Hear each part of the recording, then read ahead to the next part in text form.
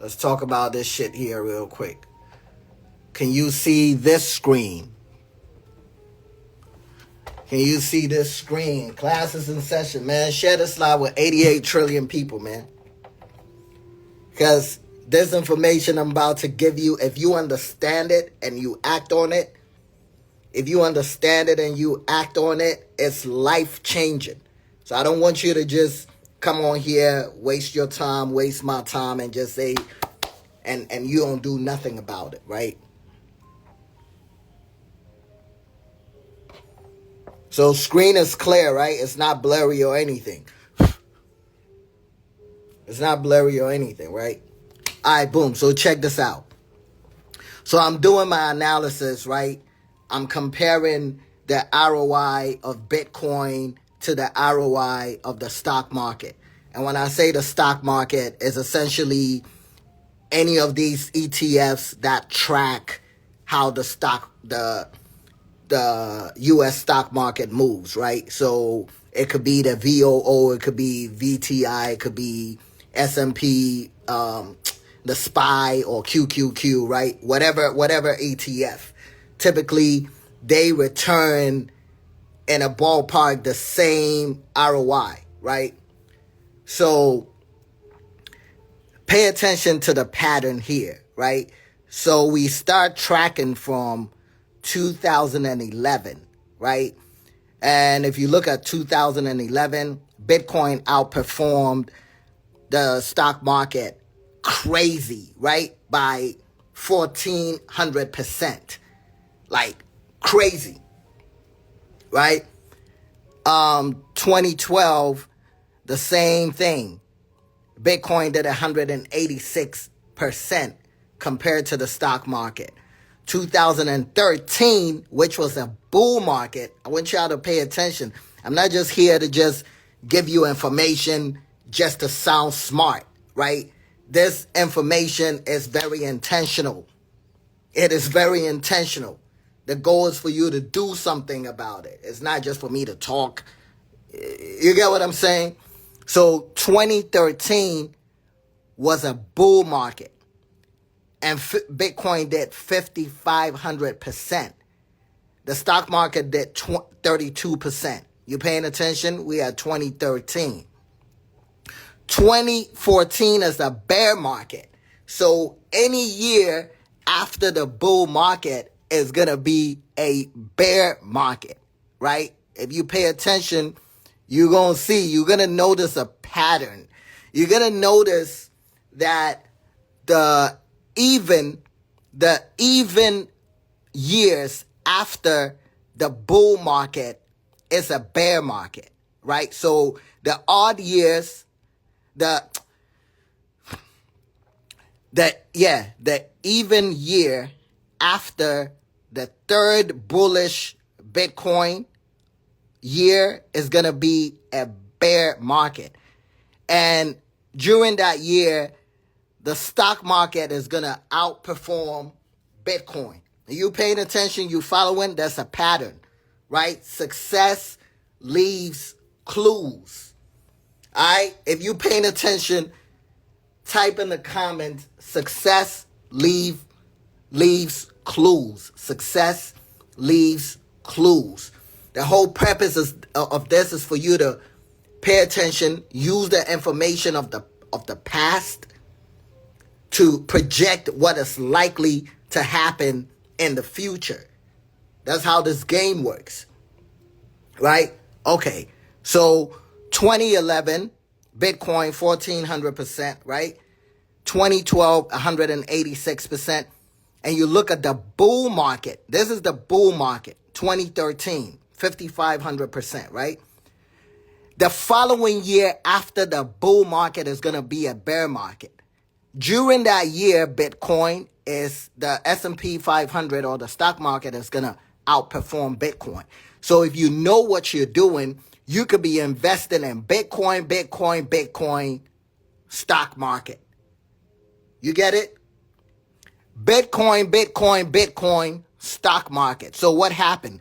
After the down year, we got 3 years of Bitcoin outperforming the stock market. So in 2015, Bitcoin did 35%. 2016, 125%. 2017, which was a bull market again, it did 1,300%, right? And then again, followed, you see a bear market. You paying attention? You see a bear market. The same thing happened again. 2019, 95%. 2020, 300%. 2021, 90%. Followed by a what? A bear market. Okay? So now we are here. What do you expect is going to happen? 2023 already passed, right? Bitcoin outperformed the stock market. Now the stock market was bullish as well. But if you look at the ROI, you cannot even compare. Bitcoin did 156%. The stock market did 26%. So 2024, Bitcoin is going to be bullish again. 2025, Bitcoin is going to be super bullish. And then 2026 is going to be a down year. Success leaves clues. So up, down, up, down, up, down. Until this pattern is broken, you have to understand, right? They say, if you're not a professional financial advisor, blah, blah, blah, you cannot give financial advice. Here, I'm telling you, this is financial advice. Fuck whoever. I'm the type of person, I ain't never took no rules from nobody, right? So they're going to tell you can't say certain things, blah, blah, blah, disclaimer, blah, blah, blah. Fuck them. This is financial advice. Bitcoin is the new 401k, right? I don't need permission from nobody to say, hey, you can't do this. Fuck them. The proof is here. The proof is here. This shit is outperforming the stock market crazy, right? And you have to understand, prior to Bitcoin, there was nothing else. There was no asset that really gave the stock market a run for its money, right? So it's like, hey, you the boss. The stock market was sort of running a monopoly, right? It was sort of running a monopoly when it comes to ROI, consistent ROI. But since the creation of Bitcoin in 2008 or 2009, it has outperformed it consistently, right? So nobody can tell me, hey, you can't say this when I'm looking at the proof. This is real shit, right? So I don't need no fucking certification. I don't need a fucking degree in securities to know that this is a pattern that hasn't been broken yet. And until it's broken, the pattern is intact. So I'm telling you, you can have two portfolios. Let's say you on the conservative side and you kind of want to, you scared because Bitcoin is still kind of new, right? It's still a teenager compared to the S&P 500. The stock market has grown. The stock market is a grown man or a grown woman. Bitcoin is still a teenager, but it's a teenager with promise. It's a smart teenager. It's a genius teenager. So instead of you waiting for 20, 30 years, if I'm you, and like I said, this is financial advice. This is financial advice. If I'm you, instead of, let's say I got $500 and I'm constantly dollar cost averaging into the stock market, aka VOO or VTI, right? I will split it into two. $250 in Bitcoin or Ethereum, right? I'm just using, because you have to understand, if Bitcoin does this, Ethereum is going to follow suit. Ethereum is going to do the same thing. So the pattern is going to apply to all the major cryptos, right? I'm just using Bitcoin because Bitcoin is the mother, right? But the pattern is intact. You get what I'm saying? So instead of, let's say, putting $500 in your 401k or whatever. And this is essentially what they do. They just pick S&P 500 and they put the money in. They really don't do shit. So what I'm saying is nothing that's like crazy. This is you empowering yourself, right? And doing shit on your own so that you don't have to pay nobody these fees. So if you were putting $500 into a 401k, my advice, and this is financial advice, is you put $250 in Bitcoin, $250 in the stock market. And let's see which one is gonna outperform which one. So let's do some math. Let's do real life shit here so you don't think I'm making this up, right? Boom. Cause maybe I love Bitcoin and I'm just making shit up. Maybe I love Bitcoin and I'm just making shit up. Right? So let's see what the numbers say. Cause men lie, women lie, numbers don't. Sometimes I lie. You know what I'm saying? Sometimes I'm just super passionate and I just be talking loud and shit. And maybe I'm capping, right? No, it's not. It's not. Bitcoin is not on a 401k. It's not. Now with the Bitcoin ETFs, you're going to be able to buy the ETF so that you are exposed to the growth of Bitcoin. But remember, buying into a Bitcoin ETF is not Bitcoin itself. You understand? But now with the approval of the ETF, most of these financial institutions are going to start incorporating a little bit of Bitcoin into your portfolios. But you have to understand, when you are at a job and you opt in to get your paycheck deducted and put into a 401k, it's just one thing, right? Opting in is one thing, but you have to know where you want them to put the money, how you want them to distribute the money, right?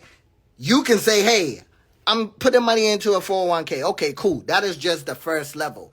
Where do you want them to put the money? Do you want the money to go into the stock market?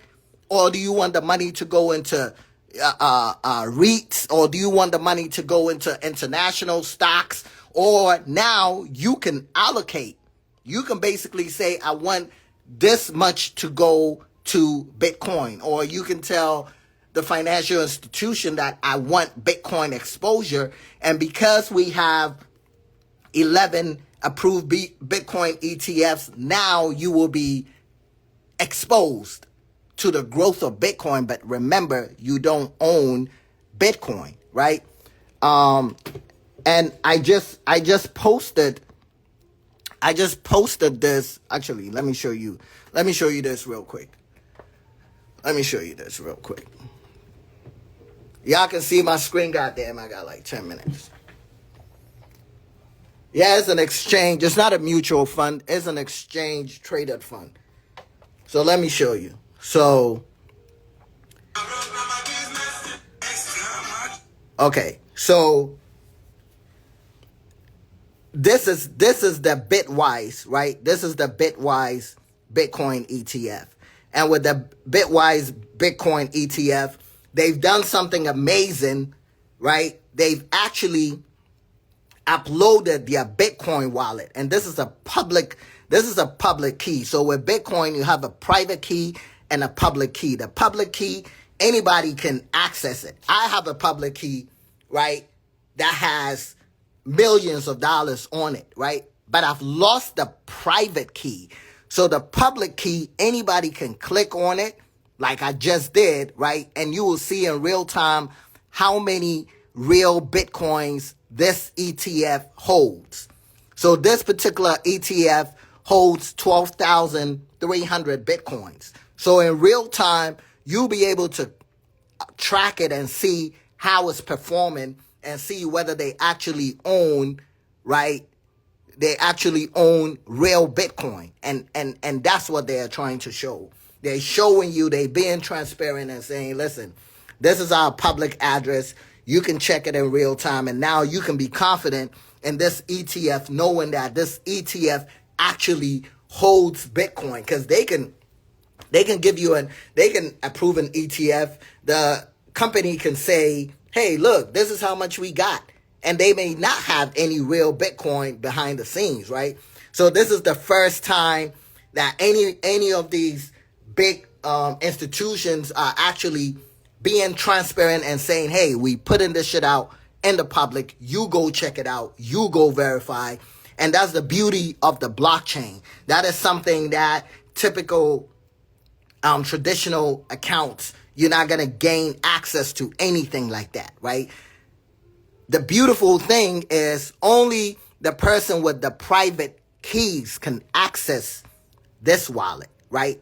Access it in terms of withdrawing or, you know what I'm saying, doing anything, taking money out or whatever. But anybody can look at it. It's free to look, right? Okay, so that's that. I just wanted to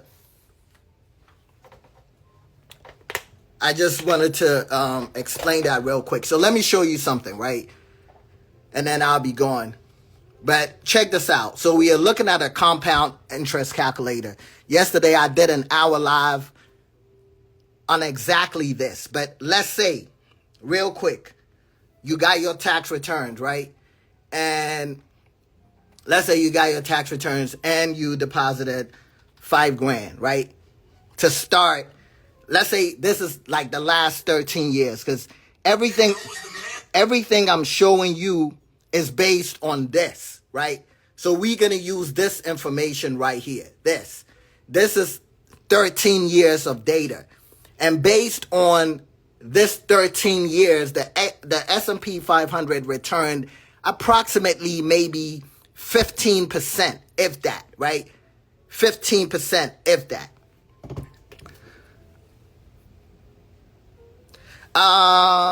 Okay, give me a second. I got a meeting coming up. So this is, let's say your initial investment into the S&P 500 was $5,000, right? And on a monthly basis, you contributed $500, approximately 10% of your initial investment. So we are talking, you started this 2010, right? Or 2011. So let's say 2011, you invested $5,000, and every month after your initial investment, right, you added another $500, right? So for 13 years, you did this without breaking. You feel me? 13 years, you did this without breaking. Your estimated interest rate based on this data, based on this. So this isn't something that I'm pulling out my ass, pause, right? This is based on this data, and this is real shit. This ain't hypothetical numbers. This ain't abstract. This is real shit. So we are basing everything on real data. As you can see, 2011, it did 2%. Then it did 15. Then it did 32. Then it did 13. Then 1%. Then 11. Then 21%. Then minus 4. You get it? So it's real data. So let's say on average, S&P 500 within the last 13 years returned about, we'll give it 14%, right?